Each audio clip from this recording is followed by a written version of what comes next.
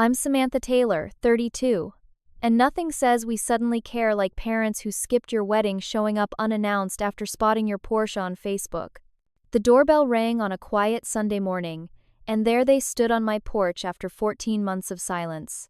The same parents who couldn't attend the most important day of my life because my brother Ryan had an unmissable investment presentation. Their eyes darted past me, searching for the $135,000 proof that I finally mattered. Funny how quickly they remembered I existed. If you've ever dealt with family who only values you when you have something they want, stick around. Drop a comment about where you're watching from, hit that subscribe button, and let's dive into how my parents' sudden reappearance taught me that sometimes the best revenge isn't getting even, it's living well. Growing up in Wellesley, an affluent Boston suburb, my childhood looked picture-perfect from the outside. Our colonial-style house with its manicured lawn and my parents' respectable careers painted the image of the ideal American family. My mother, Eleanor, worked as a real estate agent specializing in luxury properties, while my father, Harold, was a financial advisor at a prestigious firm. On paper, we had everything. But inside those carefully painted walls, the family dynamic told a different story. From my earliest memories, it was clear that my brother Ryan was the golden child. 3 years younger than me, Ryan possessed the natural charm and athletic ability that my parents valued above all else. He was the quarterback of his high school football team, president of student council, and had the kind of easy social grace that opened doors without effort. Most importantly to my father, Ryan followed his footsteps into finance, attending my father's alma mater and joining the same fraternity. I, on the other hand, was the responsible, studious daughter who never quite measured up, despite my achievements. While Ryan brought home trophies, I brought home straight A's. When I was accepted to MIT for computer science, my father's only comment was, "That's nice, but is it really worth the tuition?" Meanwhile, they threw a massive party when Ryan got into Boston College with a partial athletic scholarship. The pattern of favoritism wasn't subtle. When I was 12, my piano recital was scheduled on the same day as one of Ryan's football games. Not only did both my parents attend his game instead, but they forgot to arrange transportation for me. I waited alone outside the community center for 2 hours before finally calling our neighbor for a ride home. When they finally returned that evening, my mother simply said, "Oh, was that today? I thought we told you we couldn't make it." For my 16th birthday, I asked for driving lessons. My parents promised they'd arrange it, but the money mysteriously disappeared when Ryan needed new sports equipment. "We'll get to your lessons next month," my father assured me. Those lessons never materialized, and I ended up working part-time at the local library to pay for them myself. Perhaps the most painful example came during my senior year of high school. Despite being named valedictorian, an honor my school hadn't bestowed on a female student in nearly a decade, my parents missed my graduation speech because Ryan had a baseball tournament in a neighboring state. My father's explanation was simple. Scouts might be there for Ryan. This could determine his future. You understand, right? You're always so understanding, Sam. I was. Too understanding for too long. By the time I left for college, I'd developed a protective emotional distance from my family. I focused on building my life independently, throwing myself into computer science with the same determination that had gotten me through my lonely childhood. After graduating summa cum laude from MIT, I accepted a position at a tech company in Seattle, putting 3,000 miles between myself and the constant reminder of my second-place status in the family hierarchy. Seattle became my sanctuary. I built a circle of friends who valued me for who I was. I developed confidence in my abilities as a software engineer. And most importantly, I met James Mitchell. James worked in product management at the same company. Unlike the competitive dating scene I'd experienced in college, our relationship developed naturally through shared projects and lunch breaks, discussing everything from data architecture to science fiction. 6 months after our first official date, we moved in together. James came from a family that couldn't have been more different from mine. His parents, Robert and Diane Mitchell, welcomed me immediately. The first time I joined them for dinner, Diane had framed a photo of James and me from social media and placed it prominently on the mantel. When I mentioned offhandedly that I loved her apple pie, she sent me home with not just leftover pie but the family recipe, handwritten on a card for the family archives.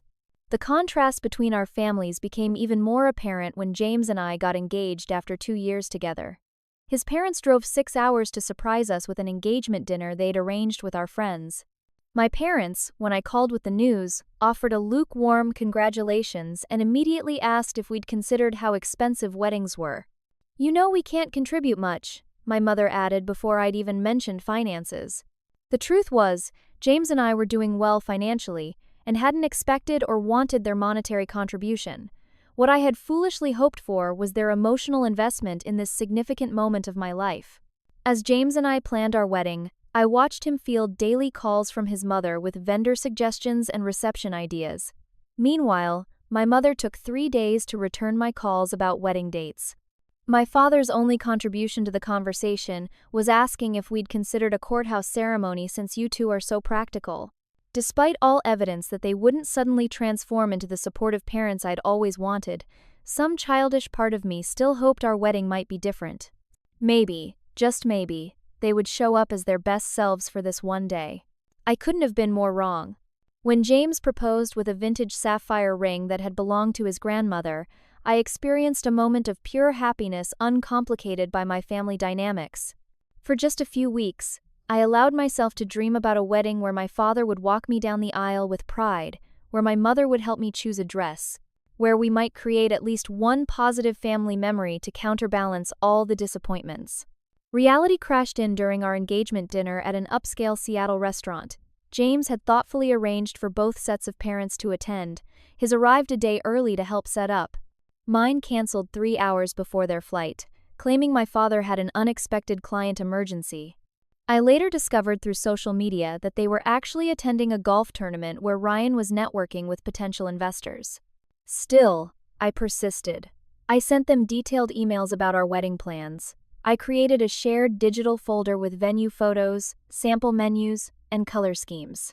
My mother responded with single-line emails, "Looks nice," or "Whatever you think is best." My father didn't respond at all. The real wedding planning fell to James's mother, Diane, who enthusiastically stepped into the role my mother had left vacant. She flew to Seattle monthly during our 8-month engagement, helping with everything from cake tastings to floral arrangements. When it came time for dress shopping, she brought tissues for both of us and framed a photo of me in my chosen gown to commemorate the day. I sent my parents save-the-date cards, formal invitations, and personalized notes asking what they'd like to wear so we could coordinate with wedding colors. The responses ranged from delayed to non-existent. 6 months before the wedding, I called my mother directly, asking point-blank if they planned to attend. "Of course we'll try," she said, the ambiguity setting off alarm bells. "Your father has to check his schedule, and we need to see what's happening with Ryan's situation." Ryan's situation was his latest business venture, a sports management company he'd started with minimal experience and maximum family support.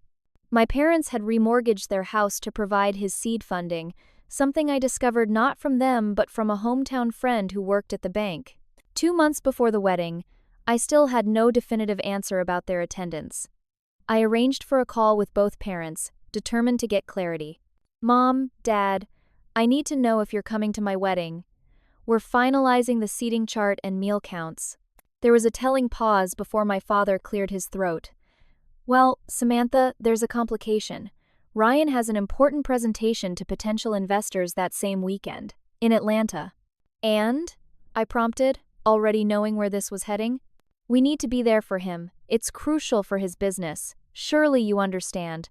The crushing weight of confirmation pressed against my chest. "So you're not coming to my wedding because Ryan has a business meeting?"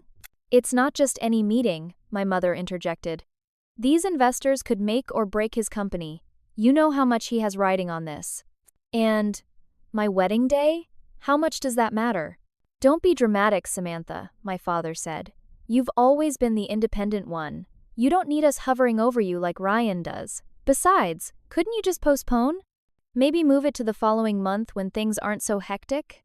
I remember staring at my phone in disbelief, tears streaming down my face while James watched helplessly from across our living room. They wanted me to reschedule our wedding with its non-refundable deposits, contracted vendors, and guests who had already booked flights, all so they could attend my brother's business pitch. "The wedding is happening as planned," I said finally, my voice steadier than I felt.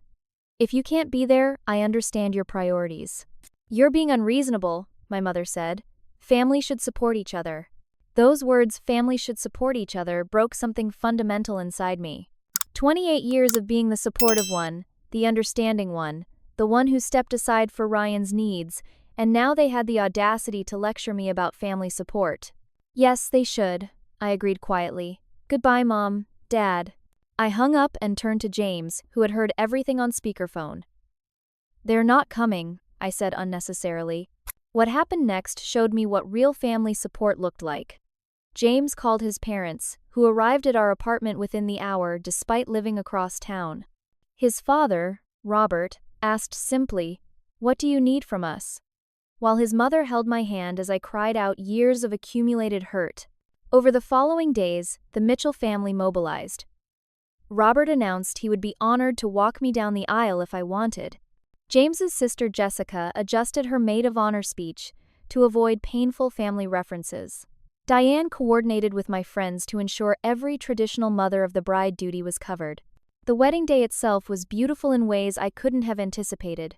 Walking down the aisle with Robert, seeing James's face light up as our eyes met, dancing with friends who had become more family to me than my biological relatives, these moments filled me with genuine joy despite the empty seats in the front row. During the reception, Jessica handed me a gift, a locket containing photos of James and me, with the inscription, "Family is love, not blood."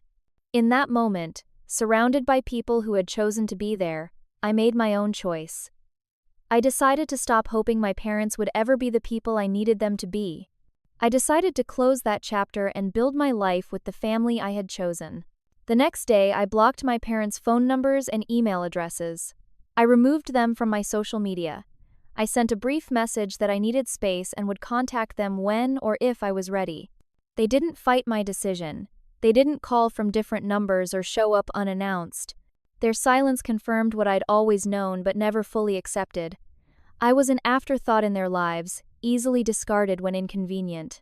It was the most painful realization of my life, but also the most liberating. For the first time, I stopped waiting for approval I would never receive and focused entirely on building a life that fulfilled me. I had no idea that life would soon include a luxury German sports car and the sudden reappearance of the parents who couldn't make time for my wedding. In the 18 months following our wedding, I channeled my energy into two things: building a strong marriage with James and advancing my career. Without the emotional drain of trying to win my parents' approval, I found myself with surplus mental and emotional energy to invest elsewhere. At work, I had been part of a small team developing a new cloud security infrastructure. Our project started as an internal solution but quickly garnered attention for its innovative approach to data encryption. When a senior developer left unexpectedly, I stepped into a leadership role, expanding the project's scope and guiding our team through critical development phases. Our manager, Layla Bennett, recognized my technical abilities and leadership potential. "You have a unique perspective, Sam," she told me during a performance review. "You see both the technical requirements and the human factors at play. That's rare in our field." With Layla's mentorship, I refined my leadership style and technical expertise. When the company announced an initiative to develop specialized security protocols for healthcare clients, I volunteered to lead the project despite its ambitious timeline. For 6 months, our team worked relentless hours, fueled by takeout and determination. James supported me through late nights and working weekends, bringing dinner to the office and listening patiently as I talked through complex coding problems.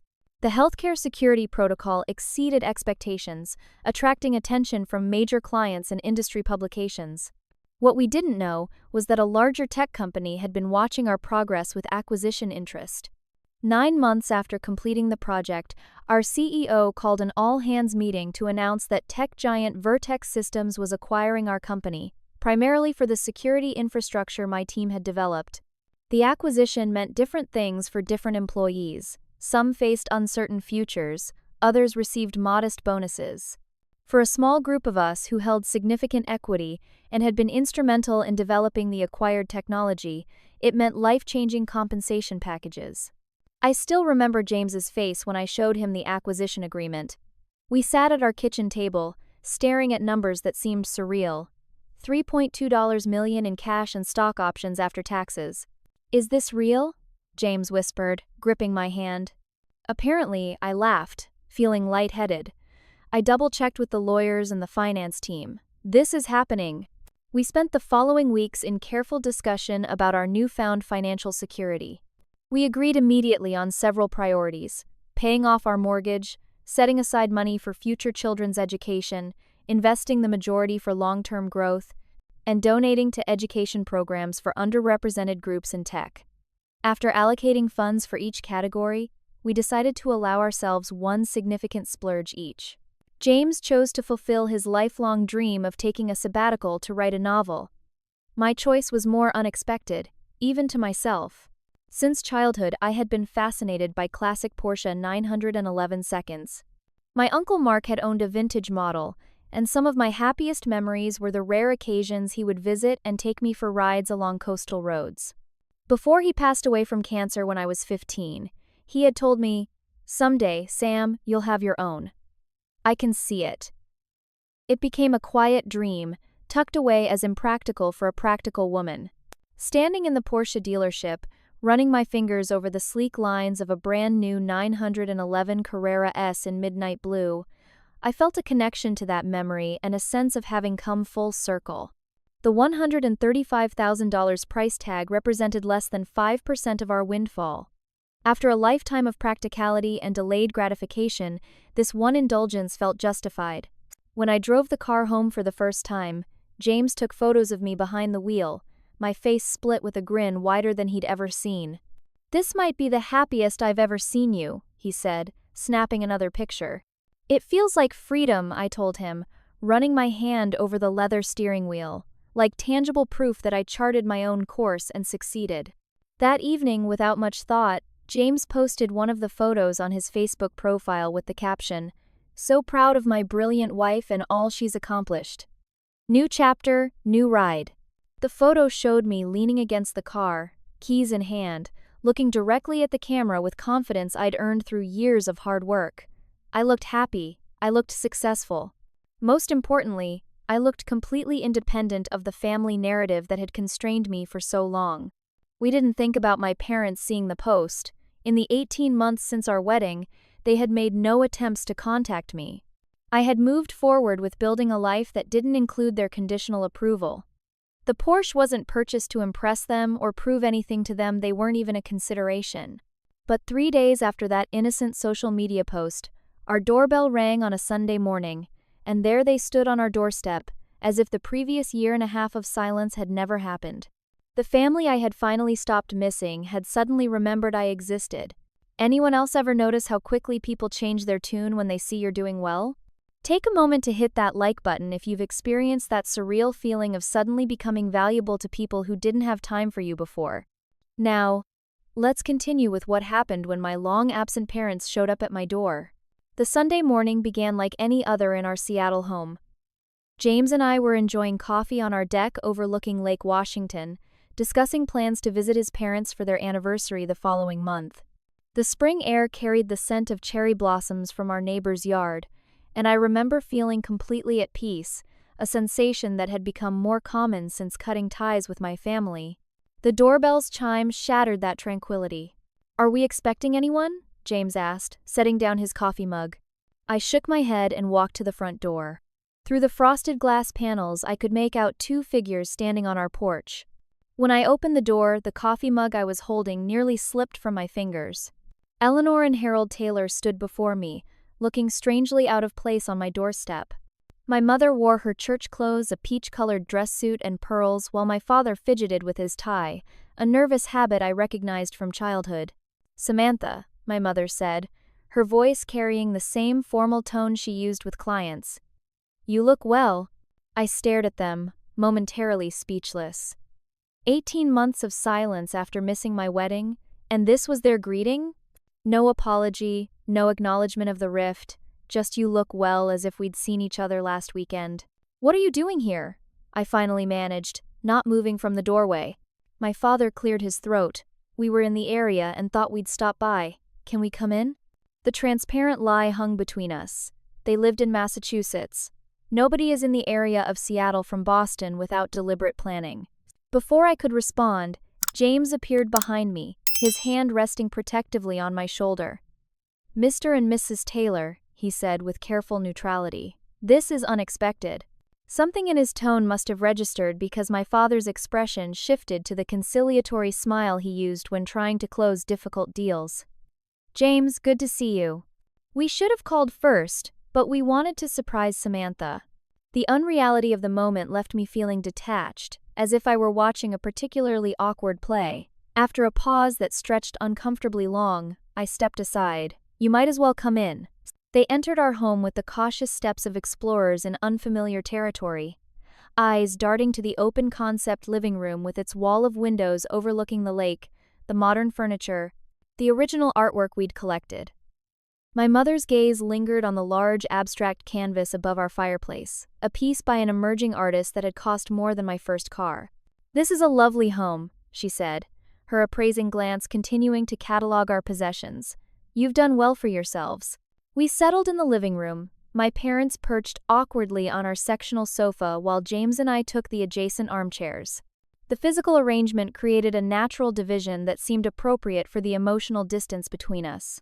"Would you like coffee?" James offered, ever the gracious host despite the tension radiating through the room. My mother accepted while my father declined, then an uncomfortable silence descended. I didn't offer conversation starters or attempt to ease the awkwardness.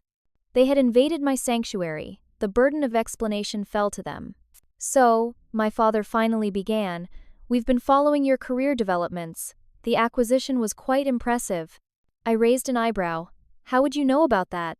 "It was in the business section of the Globe," he replied too quickly. "Your company was mentioned specifically." Another lie. My name hadn't appeared in any public coverage of the acquisition. The only way they would know about my specific role was through deliberate research or hometown connections. My mother jumped in. "We always knew you were smart, Samantha. MIT graduate and now this success. It's remarkable." The compliment, which should have felt good coming from a parent, instead struck me as calculated. Where was this pride when I was valedictorian? When I graduated college with honors? When I got married? "Thank you," I said flatly. James returned with coffee for my mother, and another uncomfortable silence fell. My father broke it by gesturing toward the large windows. "Your view is spectacular. Property values must be quite high in this neighborhood." The transparent fishing for financial information made something shift inside me. The initial shock of seeing them was wearing off, replaced by a growing certainty about their motives. "We like it here," James responded neutrally. "The commute is reasonable and we enjoy being near the water." My mother sipped her coffee before casually asking, "And how is work going for both of you? We saw that beautiful car in your driveway. New Porsche, isn't it?"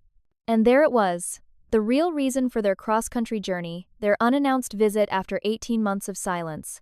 "Yes, the Porsche is new," I confirmed, watching their expressions closely. "A celebration after the company acquisition." My father's eyes lit with interest. "Those are substantial vehicles, quite an investment." "It's what I wanted," I said simply, offering no further financial details. "Well, you deserve to treat yourself," my mother said with forced brightness. "Success should be celebrated."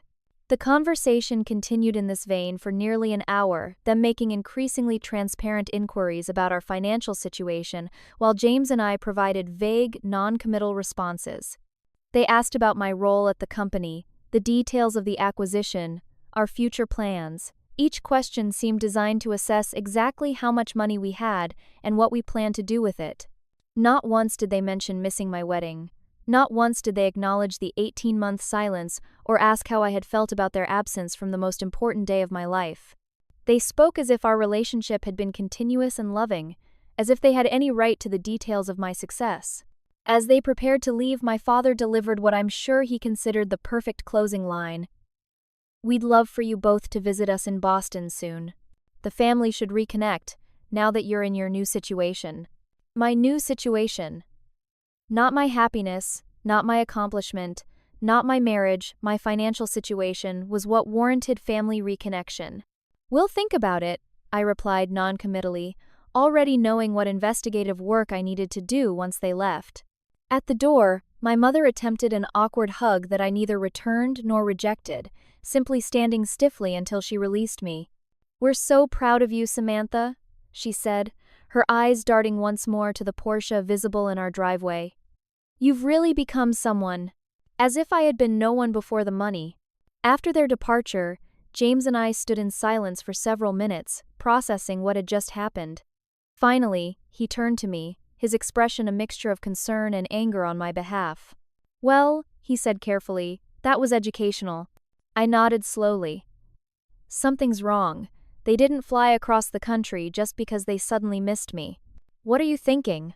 "I'm thinking," I said, moving to my laptop, "that it's time to find out what's really happening with the golden child and why they suddenly remembered they had a daughter. Ever had someone from your past suddenly reappear when your life is going well? Let me know in the comments if you've experienced the same coincidental timing. As for what I discovered about my family's real motives, keep watching, because the truth was even more calculating than I imagined. After my parents left, I sat down at my computer with a sense of grim determination. Their sudden appearance after such a long silence, coupled with their transparent interest in our financial situation, triggered all my analytical instincts. Something wasn't adding up, and I intended to find out what. My first call was to Melissa Richardson, my childhood friend who still lived in our hometown and worked at the local bank. We hadn't spoken regularly in years, but maintained enough contact to exchange holiday cards and occasional social media comments. When she answered, I skipped the pleasantries. "Melissa, did something happen with my family recently? My parents showed up unannounced in Seattle today." The pause on the other end of the line told me everything before she even spoke. "You don't know? I assumed that's why they went to see you." "Know what?" She lowered her voice despite being on a private call. "Ryan's company imploded spectacularly about 2 months ago. There are rumors about mismanagement, possibly even fraud, though nothing's been filed officially. The investors pulled out overnight." My stomach tightened. "How bad is it?" "Bad. The sports management company was leveraged to the hilt. Your parents' house was used as collateral for one of the larger loans. I shouldn't be telling you this, but they're facing foreclosure proceedings. Everyone in town is talking about it." The pieces started falling into place. And my parents? What's their situation? From what I've heard, they put everything into Ryan's business. Second mortgage, retirement accounts, investment portfolios, all of it. They're practically bankrupt, Sam. Your mother had to return to full-time real estate work after semi-retirement, and your father is taking on clients he would have rejected 5 years ago. I thanked Melissa for the information and hung up, my mind racing. The timing aligned perfectly their financial collapse. James's innocent Facebook post showing my new car, their sudden cross-country trip to reconnect. Still, I needed more confirmation before confronting them. I turned to less personal but equally informative sources. A quick search of public records showed a lien against my parents' house. A deeper dive into business registrations revealed that Ryan's company had indeed filed for dissolution. Local business journal archives confirmed the spectacular failure. Investors had pulled out after discovering financial projections had been wildly inflated. Most revealing was what I found when I searched my own name alongside my parents'. 3 weeks before their surprise visit, someone using my father's email address had researched articles about our company's acquisition. The same account had searched for information about employee compensation in tech acquisitions, equity payouts, and most damning, helping adult children with money. Each discovery felt like another stone added to the weight in my stomach. What had initially been suspicion crystallized into certainty. My parents hadn't come to reconnect with their daughter. They had come to see if their daughter could bail them out from Ryan's financial disaster. I called James at the grocery store where he'd gone to give me space for my investigation. "You were right," I said when he answered. "It's about money." Ryan's business failed catastrophically, and my parents lost everything backing him. "Are you surprised?" he asked gently. "That they only reached out because they need something? No. That they're desperate enough to fly across the country hoping I'll give them money after they missed our wedding? That part is a bit shocking even for them." We agreed to discuss our approach when he returned home. In the meantime, I found myself scrolling through old family photos stored on my cloud drive images I hadn't looked at in years. Birthday parties where my parents' attention was focused on Ryan. College graduation where they appeared in only one photo, having left early for one of his games. The stark visual evidence of their priorities throughout my life made their current behavior seem almost predictable. When James returned, we sat on our deck overlooking the water, discussing the situation. "They haven't actually asked for money yet," he pointed out. "Maybe they're working up to it." "They will," I said with certainty. "The question is, what do we do when they do?" It was a complex question that touched on deeper issues than financial logistics. Did I owe them help because they were family? Did their years of emotional neglect and their absence at our wedding negate any obligation I might have felt? Was it petty to refuse assistance when I clearly had the means to provide it? "What do you want to do?" James asked. "Forget what you should do for a minute. What do you want?" I considered the question seriously. Part of me wants to tell them to ask Ryan for help, just to see their reaction. But that's the hurt child in me speaking. I watched a seabird dive into the lake before continuing. Another part recognizes they're still my parents, despite everything. And there's a piece of me that thinks, what if this could reset our relationship? What if helping them financially could lead to an honest conversation about our past? "Do you believe that's likely?" I sighed. "No. More probably, they'd take the money and continue exactly as they've always been. The dynamic wouldn't change. The only difference would be that I'd be useful to them now." We discussed options late into the evening. We could refuse outright. We could offer a loan with formal terms. We could provide help with strict conditions about family therapy and acknowledging past behaviors. Each option had merits and drawbacks. "Whatever you decide," James said as we finally headed to bed, "I'm with you, but don't let them manipulate you into something that will damage your healing. You've come too far." The next morning my mother called, her voice overly cheerful as she suggested a video chat to catch up properly. We scheduled it for that evening, and I spent the day preparing mentally for the conversation I knew was coming. When their faces appeared on our screen that night, I noticed details I had missed during their visit. The new lines around my father's eyes, the tension in my mother's smile. The backdrop of their living room, which appeared unchanged except for the absence of several valuable decorative pieces that had been family heirlooms. After brief pleasantries, my father cleared his throat, the same sound that had preceded every difficult conversation of my childhood. "Samantha, we've been thinking about family a lot lately, about how important it is to support each other."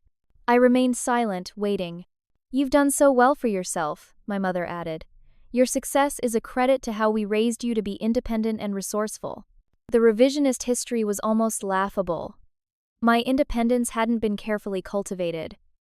It had been my survival mechanism in a family where attention and support were reserved for Ryan. "We're so proud," my father continued, "and we'd love to have you both visit Boston soon. Perhaps we could discuss some family business while you're here." "What family business would that be?" I asked, my voice deliberately neutral. They exchanged glances before my father replied, "Well, there have been some temporary setbacks with Ryan's company. Nothing serious, just a cash flow issue. And we thought, since you're doing so well now, you might want to help the family business get back on its feet." "I see," I said. "And what exactly happened with Ryan's company?" The story they told was heavily sanitized. According to them, Ryan had been victimized by unscrupulous investors and market forces beyond his control. There was no mention of mismanagement or inflated projections. They portrayed him as an innocent casualty of bad luck, rather than the architect of his own failure. "So, what are you asking for exactly?" I pressed when they finished the sanitized version. Another exchanged glance before my father named a figure. "We think with about 500,000, we could clear the immediate debts and give Ryan a fresh start. Of course, you'd be an investor. Eventually. $500,000. Not as a loan with repayment terms, but as a family investment in the brother whose business presentation had been more important than my wedding." I kept my expression neutral. "I'll need to think about this and discuss it with James. We'll let you know when we make our decision about visiting Boston." They seemed disappointed by the lack of immediate agreement, but covered it with forced pleasantries. After the call ended, James looked at me with raised eyebrows. "Boston confrontation or rejection by phone? Your choice." I considered for only a moment before responding. Boston. I want to see their faces when I give them my answer, and I want Ryan to be there too. Are we actually considering giving them money? James asked carefully. I shook my head. No. But I am considering giving them something else they've never given me, the truth. Over the next week, James and I developed a comprehensive plan for handling my family situation. This wasn't just about money anymore, it was about establishing clear boundaries and addressing the decades of favoritism and emotional neglect that had defined my relationship with my parents. We need to understand exactly what we're walking into, I told James as we sat at our dining room table, laptops open and legal pads filled with notes. If we're going to Boston, we're going prepared. Our first step was gathering complete information about my parents and Ryan's actual financial circumstances. I contacted a financial investigator recommended by our own financial advisor. While we couldn't access their private financial records, we could compile publicly available information about property liens, business filings, court records, and tax assessments. The picture that emerged confirmed Melissa's assessment, but with even more alarming details. My parents had not only mortgaged their house to fund Ryan's business, but had also liquidated their retirement accounts, incurring substantial penalties. My father had taken loans against his life insurance policy. They had even sold most of their valuable assets, including my mother's heirloom jewelry and my father's cherished vintage car collection. Ryan's situation was equally dire. His company had burned through nearly $2 million in 18 months, with almost nothing to show for it. He had accumulated personal credit card debt exceeding $90,000 and was facing lawsuits from several vendors who hadn't been paid for services rendered. Most concerning were indications that he had made misleading statements to investors about company performance, walking a precarious line between aggressive optimism and outright fraud. They're not just asking for a loan, I told James after reviewing the investigators' findings. They're asking for a complete financial rescue. $500,000 wouldn't even cover half their combined debts. Our second step was consulting professionals about the emotional aspects of the situation. I scheduled 3 sessions with Dr. Levine, a therapist specializing in family dynamics, to help prepare for the confrontation and establish healthy boundaries. What do you actually want from this interaction? Dr. Levine asked during our first session. The question gave me pause. What did I want? Revenge? Reconciliation? Recognition? I want them to acknowledge their pattern of behavior, I said finally. I want them to understand how it affected me. And I want to walk away knowing I've addressed it directly instead of continuing the pretense that everything is normal. And if they can't or won't acknowledge those patterns, then I want the clarity of knowing I gave them the opportunity, and they chose not to take it. Dr. Levine helped me draft scripts for different scenarios we might encounter, from angry denial to tearful manipulation. We practiced responses that maintained boundaries without escalating conflict. Most importantly, she helped me define my own non-negotiables, the conditions under which I would consider having any future relationship with my family. The third component of our strategy involved legal and financial preparations. We consulted our estate attorney about establishing clear boundaries around our assets. We restructured some investments to provide additional protection. We drafted a clear statement of what financial assistance we were willing to provide, under what conditions, and with what legal safeguards in place. With our research complete and our approach defined, I called my parents to confirm our visit. I suggested a dinner at their house on Friday evening and requested that Ryan be present, claiming I wanted to discuss family matters with everyone together. My mother seemed delighted by the upcoming visit, already assuming our presence meant financial rescue. "We'll make all your favorites," she promised, as if she knew what my favorite foods were. "Ryan is so excited to see you too." I doubted that last part. Ryan and I had never been close, and his competitive nature meant he likely resented the possibility of needing my help. Still, I maintained a pleasant tone and ended the call quickly. As our trip approached, James expressed concerns about my emotional well-being. "Are you sure you're ready for this?" he asked the night before our flight. "We can still change our minds." I shook my head. I need to do this, not just for the current situation, but for my own closure.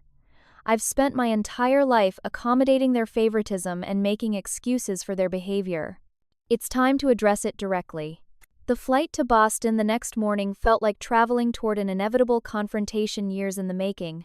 I reviewed our documentation one last time, the financial records, the notes from Dr. Levine, the specific instances of favoritism I wanted to address. Everything was organized in a folder I carried in my handbag, a physical manifestation of the preparation this confrontation required. When we landed, we checked into our hotel rather than staying at my parents' house. I needed neutral territory to retreat to after what promised to be an emotionally charged evening. We spent the afternoon walking through Boston Common, the familiar surroundings of my hometown both comforting and unsettling. "Are you nervous?" James asked as we sat on a bench watching families feed the ducks. "Strangely, no," I replied. "I feel clear. For the first time in my life, I'm approaching my family with complete honesty instead of managing their expectations or protecting their feelings. It's actually liberating." As evening approached, we returned to our hotel to prepare for dinner. I dressed carefully in a simple black dress that projected confidence without ostentation, paired with a single piece of jewelry, the sapphire pendant James had given me on our first anniversary. No Porsche tonight. We took a rideshare to maintain the emotional advantage of arriving and leaving on our own schedule. The house I grew up in looked smaller than I remembered, the once immaculate landscaping now showing signs of neglect. James squeezed my hand reassuringly as we walked to the front door. "Remember," he whispered, "we can leave any time. This is on your terms now." I nodded, took a deep breath, and rang the doorbell of my childhood home, ready to finally confront the family dynamics that had shaped so much of my life.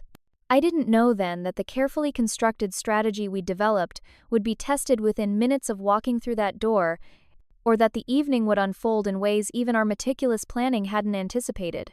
My mother opened the door wearing a dress I recognized from special occasions years ago, her hair freshly colored and styled. The house smelled of pot roast, my actual favorite meal, which surprised me, and I could hear soft jazz playing from the living room speakers. Everything about the scene felt calculated to create an impression of normalcy and warmth. "Samantha! James! You're here!" My mother embraced me with unusual enthusiasm before turning to James with equal fervor.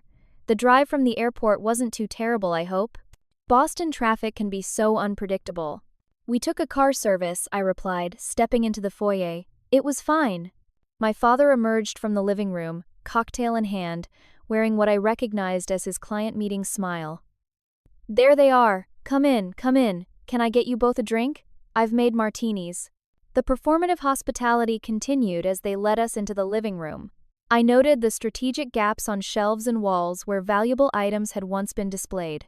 A painting that had hung over the fireplace for decades, a moderately valuable landscape by a regional artist, had been replaced with a generic print. "Ryan is running a few minutes late," my mother explained, smoothing her dress nervously. "He had an important call he couldn't reschedule." Of course he did. Some things never changed. We engaged in stilted small talk about the weather, the neighborhood, and James's work. My parents carefully avoided mentioning my job or our financial situation, clearly saving that topic for when Ryan arrived. I answered their questions with minimal elaboration, conserving emotional energy for the real conversation to come. 20 minutes later than the agreed time, the front door opened, and Ryan walked in without knocking. At 35, he still possessed the handsome features and confident bearing that had charmed teachers, coaches, and our parents throughout his life. But I noticed new details: the slight puffiness around his eyes, the tension in his jaw, the flash of resentment when he saw me. "Little sis," he said, his tone jovial but his eyes cold. "Long time no see." "Ryan," I acknowledged with a nod. "You remember James? The tech guy, right?" Ryan shook James's hand with excessive firmness. "How's the nerd business treating you?" James smiled pleasantly. "Can't complain. How about you? I heard your venture had some challenges recently." The directness of the question disrupted the carefully constructed facade. Ryan's smile faltered, and my father jumped in quickly. "Let's not talk business right away. Dinner's ready, isn't it, Eleanor? Let's all sit down and enjoy a family meal first." We moved to the dining room, where my mother had set the table with the good china usually reserved for holidays. The conversation remained superficial through the first course. A salad with ingredients I suspected had strained their current budget. My mother asked about Seattle weather. My father inquired about James's parents. Ryan made occasional comments about local sports teams. The calculated normalcy might have been convincing if I hadn't seen the financial records, if I hadn't experienced 32 years of family dynamics, if I hadn't prepared specifically for this performance. I ate quietly, watching the show unfold, waiting for the inevitable pivot. It came as my mother served the pot roast. My father cleared his throat, that familiar signal, and raised his wine glass. "I'd like to make a toast," he announced. "To family. In times of challenge and in times of triumph, family supports each other. That's what makes us stronger together than apart." The irony of these words coming from a man who had missed my wedding for my brother's business meeting was almost too much to bear.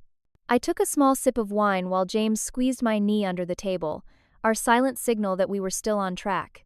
"Speaking of family support," my father continued, setting down his glass, "Ryan and I have been developing an exciting new investment opportunity that we wanted to discuss with you both." "An investment opportunity," I repeated, my tone neutral. "Yes," Ryan jumped in, suddenly animated. "After the temporary setback with the sports management company, I've identified an even more promising market sector. With the right capital infusion, we could establish a dominant position before competitors realize the potential." He launched into what was clearly a rehearsed pitch, full of vague industry jargon and ambitious projections. The opportunity involved sports rehabilitation facilities combined with premium fitness centers targeting elite athletes and wealthy fitness enthusiasts. The business model sounded suspiciously similar to his failed venture, just repackaged with new terminology. I listened without interruption, noting how my parents nodded encouragingly at all his talking points. When Ryan finally concluded his pitch, my father leaned forward. "We thought, given your fortunate situation after your company acquisition, you might be interested in helping family while also making a smart investment. We're looking for an initial capitalization of $500,000, with the possibility of additional rounds as the business scales." The moment had arrived. I set down my fork carefully and looked directly at my father. "Before we discuss any financial arrangements, I'd like to ask a few questions about the current situation. For clarity." My mother's smile tightened. "Of course, dear. Though Ryan has explained everything quite thoroughly, I think." "Indulge me," I said, reaching into my handbag for the folder I'd prepared.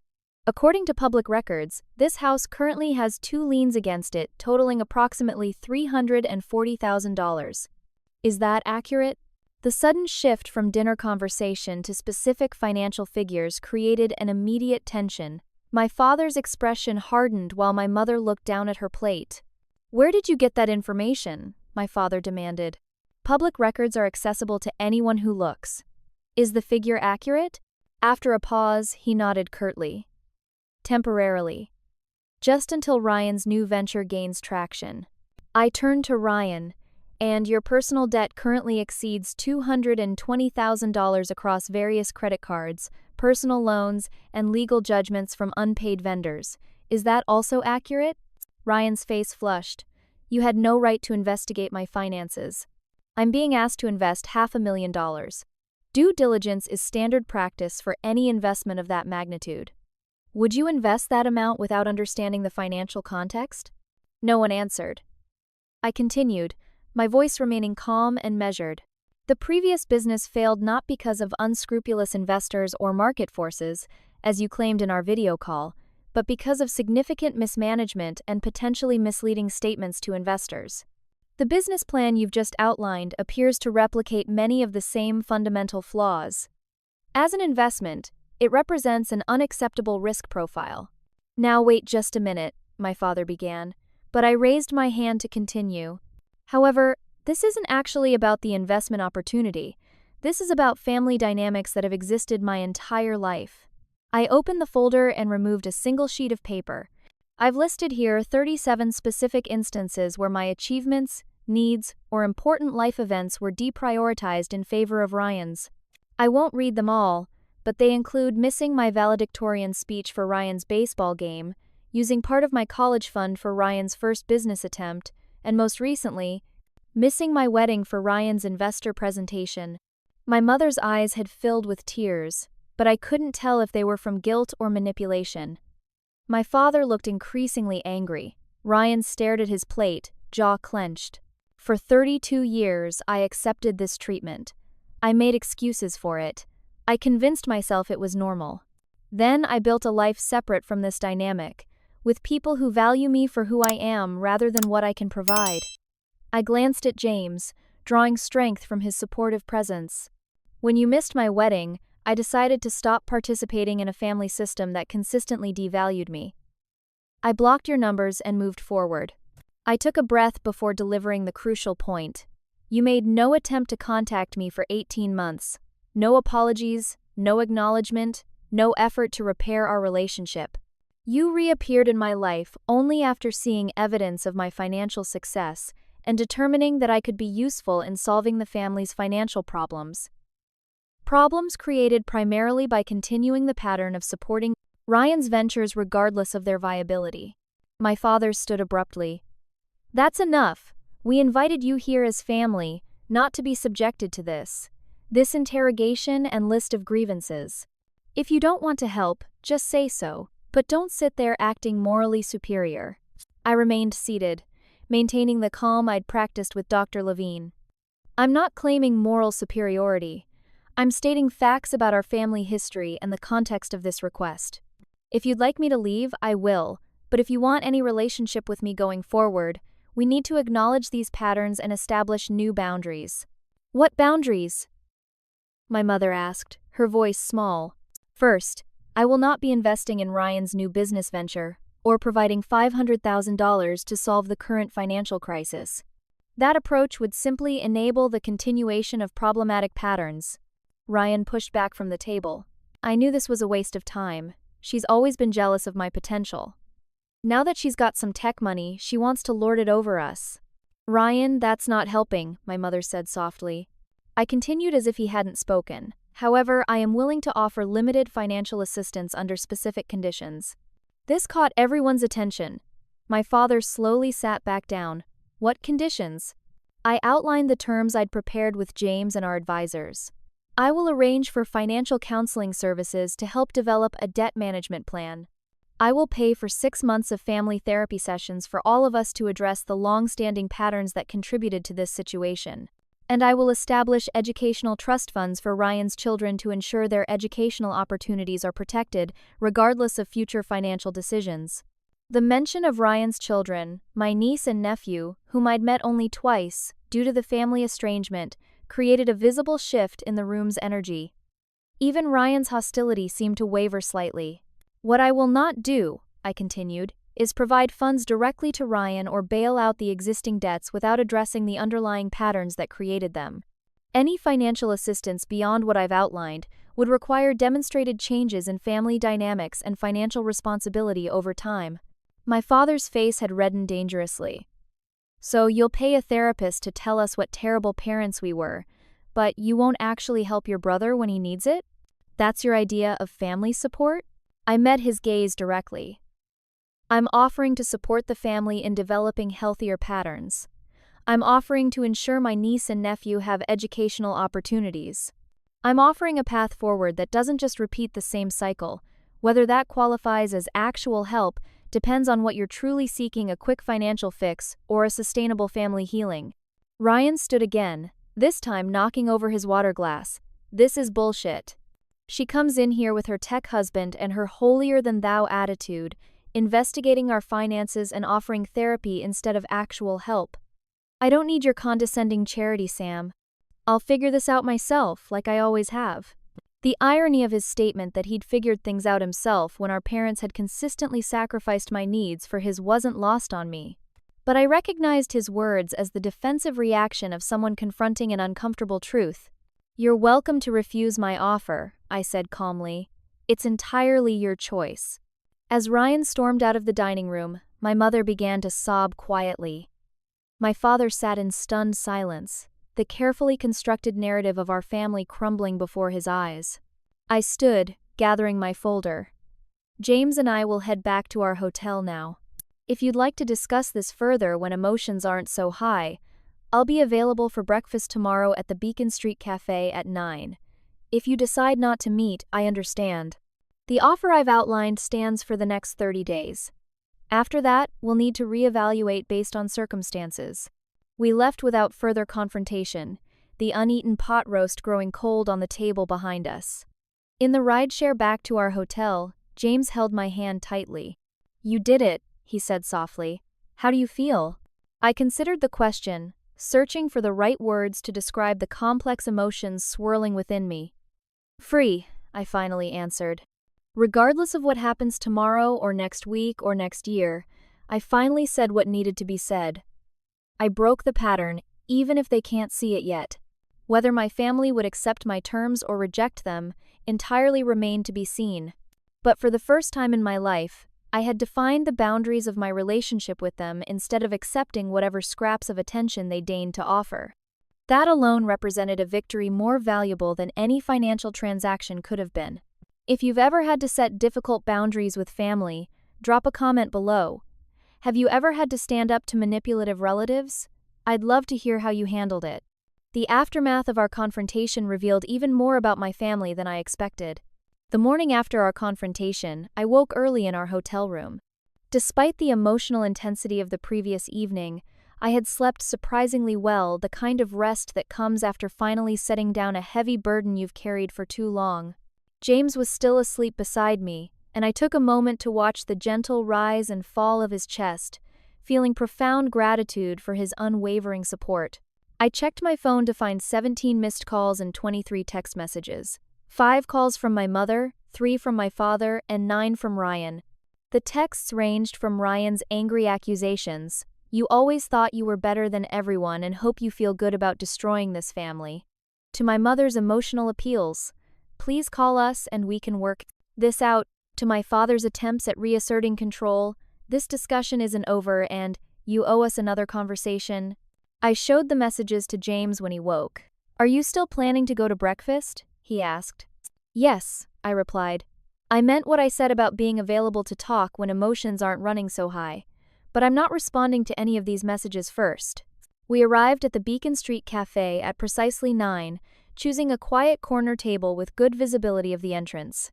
I ordered coffee but couldn't bring myself to eat, uncertain who might show up or what might be said. At 9:17, my father walked in alone. He spotted us immediately and approached with the rigid posture I recognized from childhood confrontations. He sat down without greeting us. "Your mother is too upset to come," he said by way of explanation. "Ryan is meeting with a potential investor." I nodded, waiting for him to continue. "I've been up all night thinking about what you said," he began, his voice carefully controlled.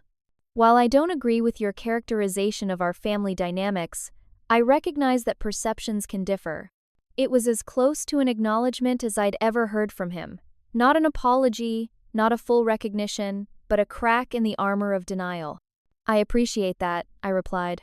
"Your offer of financial counseling and educational trusts for the grandchildren is generous," he continued, the words seeming to cause him physical pain. "But the family therapy requirement feels like an unnecessary condition." "It's non-negotiable," I said calmly. "The financial issues are symptoms of deeper patterns. Addressing only the money would be treating the symptom rather than the cause." He stared at his untouched water glass. "Ryan won't agree to therapy. He sees it as an admission of failure. Then the educational trusts will still be established, but the financial counseling and other assistance would not be available. That's his choice to make." My father's expression tightened. "And what about your mother and me? What if we attended without Ryan?" The question surprised me. I hadn't anticipated partial acceptance of my terms. "That would be a start," I acknowledged. "But the full financial assistance package requires all family members' participation." He nodded slowly, processing the information. "Your mother wants to know if this means you're coming back into our lives. If this is a reconciliation." The question carried weight beyond its simple phrasing. Was I willing to attempt rebuilding relationships that had caused so much pain? Was genuine change possible after so many years of established patterns? "I'm open to a new relationship," I said carefully, not resuming the old one. "That would depend on mutual respect, acknowledgement of past patterns, and sustained change over time. It's not something that happens overnight or with a single conversation." My father seemed to age before my eyes, the carefully maintained facade of the successful patriarch crumbling to reveal the exhausted, financially ruined man beneath. "We didn't mean to hurt you, Samantha. We just always believed Ryan needed more support. He wasn't as capable as you, as independent." The irony of this statement, that my independence had been forced upon me by their lack of attention rather than nurtured as a strength, was striking. But I recognized the admission as significant for my father. "That approach hurt both of us in different ways," I replied. "It taught me that my achievements didn't matter, and it taught Ryan that he would always be rescued from consequences." He didn't argue the point, which itself represented progress. We spent the next hour discussing practical details of the financial counseling and educational trusts. He asked questions about how therapy would work, who would choose the therapist, and what would be expected. His resistance gradually transformed into reluctant consideration as he began to understand I wouldn't be manipulated into changing my terms. As our conversation concluded, he hesitated before asking, "Will you see your mother before you leave? It would mean a lot to her." "I'll stop by the house this afternoon," I agreed. "But only for a short visit. James and I fly back tomorrow morning." He nodded and stood to leave, then paused. "The Porsche," he said. "Is it everything you hoped it would be?" The question seemed disconnected from our serious discussion, but I answered honestly, "Yes, it's exactly what I wanted." He nodded again, something like respect briefly crossing his features. "Your Uncle Mark would have been proud. He always said you had good taste in cars." The mention of Uncle Mark, his brother, who had shown me more attention during his occasional visits than my father had throughout my childhood, felt significant. It was a small acknowledgement of a part of my life my father had previously seemed oblivious to. After he left, James reached for my hand across the table. That went better than expected. "It's just words so far," I reminded him. "Real change would take consistent action over time." "True, but it's a beginning." That afternoon, we visited my childhood home again. My mother opened the door with reddened eyes but a composed expression. Ryan's car was notably absent from the driveway.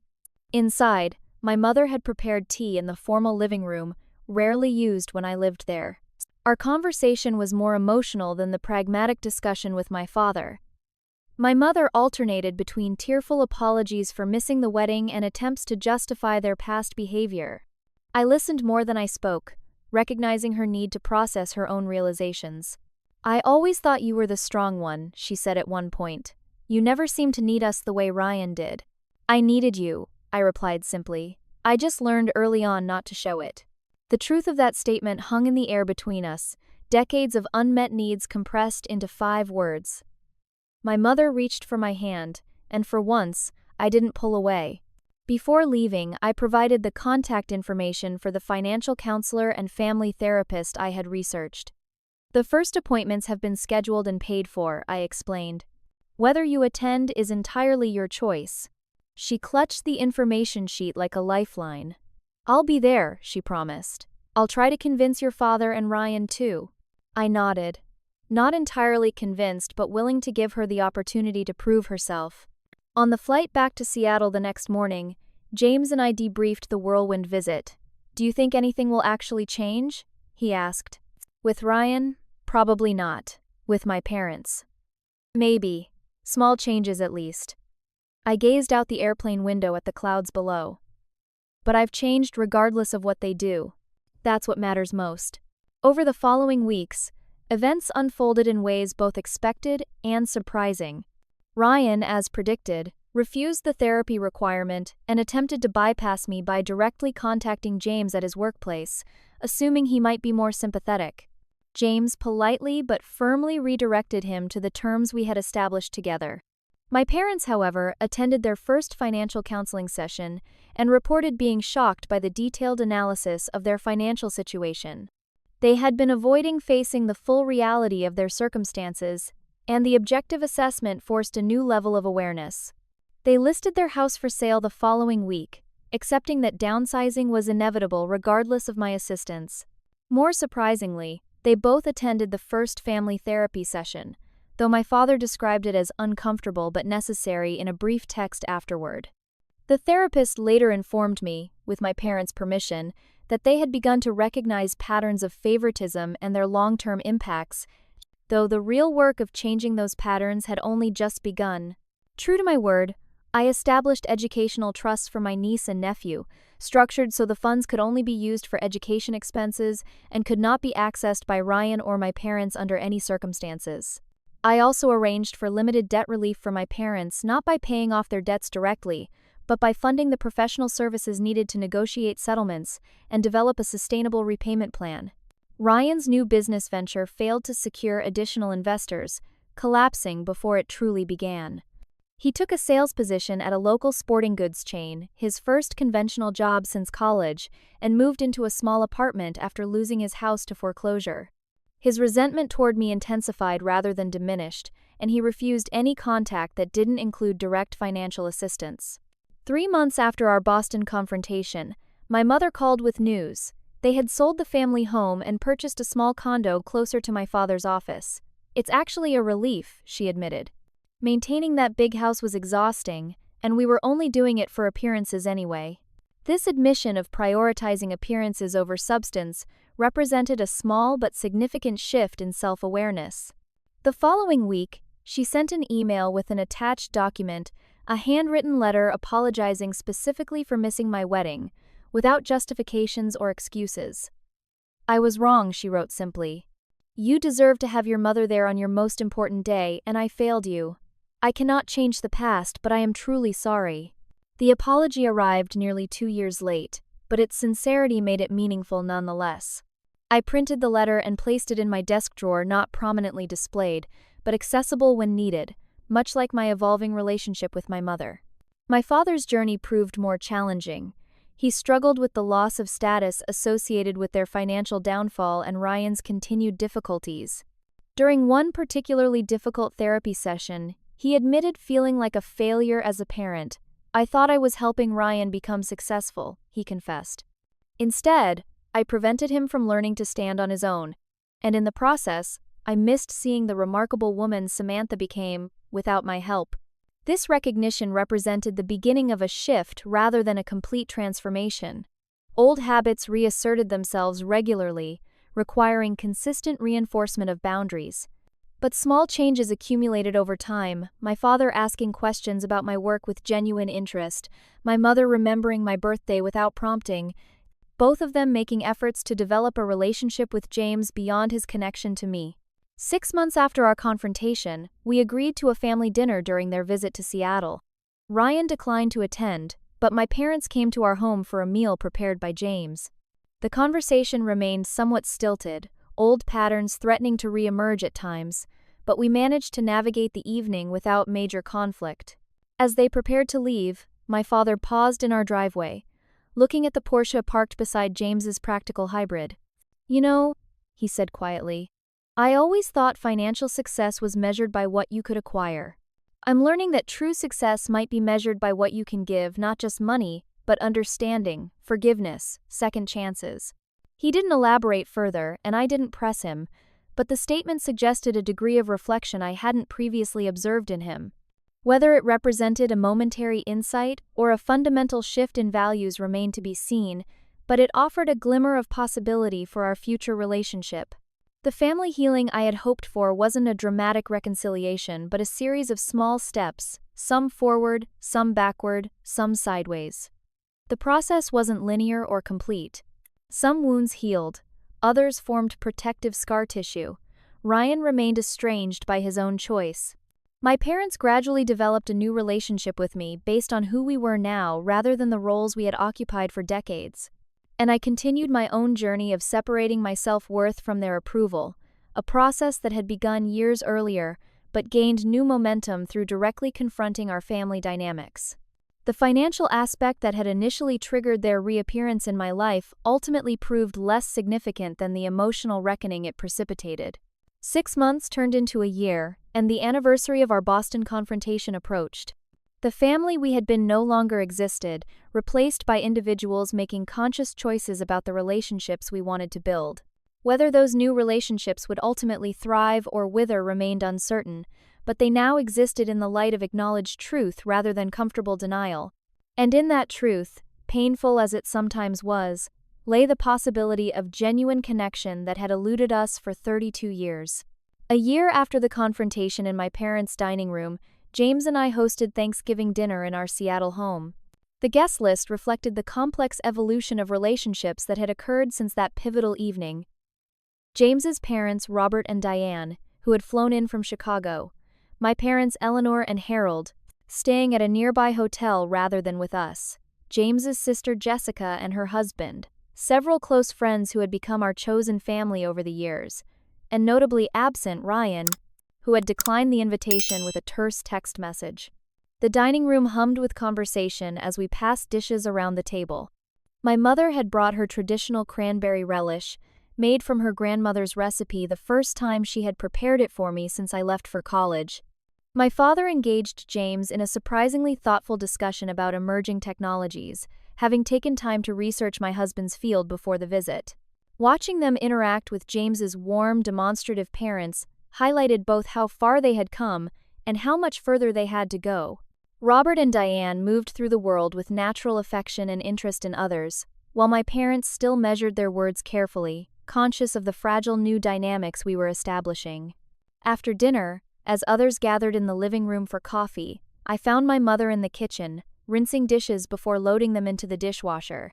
"You don't need to do that," I told her. "We'll clean up later." She smiled slightly. "Old habits. Your father always insisted on cleaning as we went. Heaven forbid a guest should see a messy kitchen." The casual acknowledgement of my father's rigidity, something she would never have remarked upon in the past, signaled one of the small changes therapy had facilitated. She had begun to recognize his controlling behaviors rather than automatically accommodating them. "Can we talk for a minute?" she asked, drying her hands on a kitchen towel. We moved to the quiet corner of the deck, the Seattle skyline glittering across Lake Washington despite the November chill. My mother wrapped her cardigan tighter around her shoulders before speaking. "Do you remember your 8th birthday party?" she asked unexpectedly. I nodded. It had been one of the instances on my list of parental absences the party canceled because Ryan had come down with a mild fever, nothing serious enough to require medical attention but sufficient to become the family priority. "I found photos while we were packing up the house," she continued. "There was one of you standing next to the cake I'd made before we canceled the party. You weren't crying or throwing a tantrum like most children would, you just had this expression, this acceptance that of course your celebration didn't matter." She paused, emotion making her voice unsteady. "When Dr. Michaels asked us to identify patterns in our parenting during therapy, that image kept coming back to me. How many times we taught you that your feelings and needs were secondary. How you learned to expect disappointment from us. It was the most direct acknowledgement of the favoritism that had defined my childhood that either of my parents had expressed. Not a general admission of making mistakes or having different perceptions, but a specific recognition of the pattern and its impact on me. 8-year-old Sam would have appreciated hearing that," I said softly. 33-year-old Sam deserves to hear it too," she replied. "I'm sorry, Samantha. Truly sorry for all the times we made you feel less important, less valued. You deserved better parents than we were." The simple apology, delivered without excuses or qualifications, felt like the closing of a long open wound, not erasing the scar, but allowing it to finally heal properly. "Thank you for saying that," I told her. "It matters." We rejoined the gathering inside, where my father was showing James's father pictures of the condo they had purchased after selling the family home. "It's smaller, but we've found we don't need all that space," he explained with surprising lack of defensiveness. "The association takes care of maintenance, which leaves time for other things." Those other things included volunteer work at a local community center, a development that would have been unimaginable a year earlier, when status and appearance dominated his decision-making. The financial counseling had helped them create a sustainable budget based on their reduced circumstances, while therapy had gradually shifted their values away from materialistic measures of success. Ryan, meanwhile, had followed a different trajectory. After his second business failure, he had cycled through 3 jobs in quick succession, unwilling to accept positions he considered beneath his capabilities. He had repeatedly attempted to circumvent my conditions for financial assistance, approaching James at work, contacting James's parents with emotional appeals, and even creating a GoFundMe campaign, vaguely referencing family hardship that raised minimal funds before being removed from the platform. His relationship with our parents had become increasingly strained as they began to recognize the patterns they had enabled. My father had refused Ryan's most recent request for temporary assistance, instead offering to pay for vocational counseling, an offer Ryan had angrily rejected as insulting. The contrast between my parents' gradual growth and Ryan's continued entitlement illustrated an important truth. Genuine reconciliation required a willingness to acknowledge problems and work toward change. Financial interest alone couldn't sustain meaningful relationship repair. My parents had initially reconnected due to financial motivation, but they had remained engaged because of a developing desire for authentic relationship. Ryan, focused solely on financial benefit, had become further estranged when that benefit wasn't forthcoming on his terms. Later that evening, after most guests had departed, my father asked to see the Porsche that had inadvertently catalyzed our family reckoning. We walked to the garage together, and he circled the vehicle with appreciation. "Your Uncle Mark had excellent taste in cars," he commented. "I never understood his influence on you. Maybe I was even a bit jealous of it." The admission surprised me. "You were jealous of your brother's relationship with me?" He nodded slowly. "Mark always connected with you in ways I couldn't. He'd visit twice a year at most, take you for a ride in his car, tell you stories about his adventures, and you'd look at him like he hung the moon. Meanwhile, I was there every day, providing for the family, maintaining our lifestyle, and," he trailed off. "And focusing primarily on Ryan, I finished for him. He didn't deny it. I thought I was doing what a father should, supporting the child who seemed to need more help. Mark told me once I was making a mistake with you, said I was missing who you really were. I dismissed it as the easy observation of someone who didn't have the daily responsibility of parenting." The admission was startling in its self-awareness. A year ago, my father would never have acknowledged such a fundamental error in judgment. "I think," he continued, running his hand along the Porsche's sleek hood, "this car means something different to you than I assumed. When I first saw it, I thought it was about status, showing the world you'd made it. But it's about connection to Mark, isn't it? To someone who saw you clearly." I nodded, unexpectedly moved by his insight. "It's also about self-determination, choosing something purely because I wanted it, not because it was practical or necessary. Something your mother and I never taught you to do," he acknowledged. "We're trying to learn, Samantha. It's not easy changing patterns established over decades, but we're trying." The simple statement, delivered without expectation of praise or absolution, represented more genuine progress than any grand gesture could have. They were trying imperfectly, inconsistently, but genuinely. As we returned to the house, I reflected on the journey of the past year. The road to rebuilding family relationships had been neither straight nor smooth. There had been setbacks and disappointments alongside the breakthroughs. My mother still occasionally slipped into making excuses for Ryan. My father still struggled with seeing me as an adult, with my own valid perspectives rather than a daughter to be directed. I still found myself bracing for disappointment when interacting with them. But something fundamental had shifted. The family mythology that had constrained us all, casting Ryan as the needy golden child and me as the self-sufficient afterthought, had been exposed and challenged. We were slowly, painfully learning to relate to each other as the actual people we had become, rather than the roles we had been assigned. The Porsche that had inadvertently triggered our family reckoning now sat in our garage, just a car, beautiful and enjoyable, but no longer carrying the weight of validation or symbolizing success that had initially attracted my parents' renewed attention. The true value had come not from the vehicle itself, but from the catalyst it provided for confronting long-established family dynamics. That Thanksgiving evening, watching my parents engage awkwardly but sincerely with James's naturally affectionate family, I realized something profound. The wealth that had drawn my parents back into my life had indeed changed our family, but not in the way any of us had anticipated. It hadn't solved problems through financial rescue. Instead, it had forced us to confront the underlying dysfunctions that money alone could never fix. True family bonds, I had learned, couldn't be purchased or manipulated into existence. They could only be built through honesty, accountability, and consistent demonstration of genuine care. Sometimes, as with Ryan, those bonds remain broken despite opportunities for repair. Other times, as with my parents, they can be cautiously reconstructed into something new and potentially healthier than what came before.